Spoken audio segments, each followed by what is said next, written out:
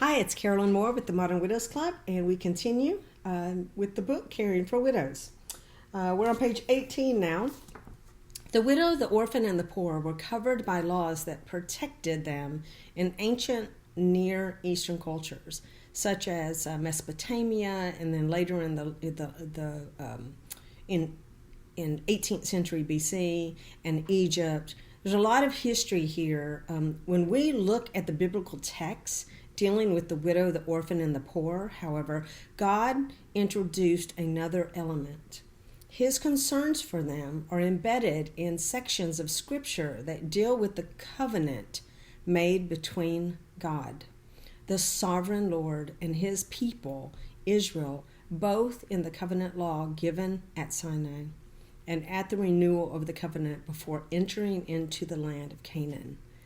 Religious and social ethics were closely bound together in the ancient world, even among pagan nations. Israel was unique as a nation, and we need to recognize that her social ethic stemmed directly from the Lord of the covenant, her Redeemer. In today's world, the danger for the church is that she responds to the needs of the widow only on the basis of broad humanitarian aid.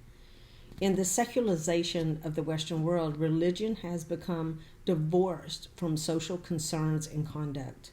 The Scriptures take us beyond mere humanitarian help, as we shall see in subsequent chapters.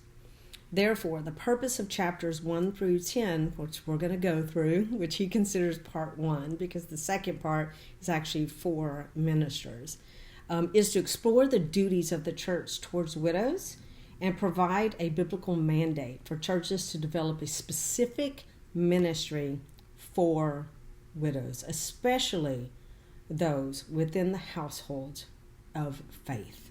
Furthermore, if widows are not to be deprived of the comfort that comes from knowing that their God is the God who really cares for them, then this part will also form the substance of what must be taught to them.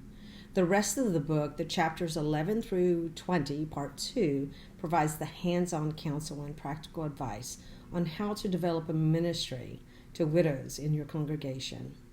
So we will get to that next, but we're still on this very first introduction section, which is really full of so much great information, and I look forward to continuing.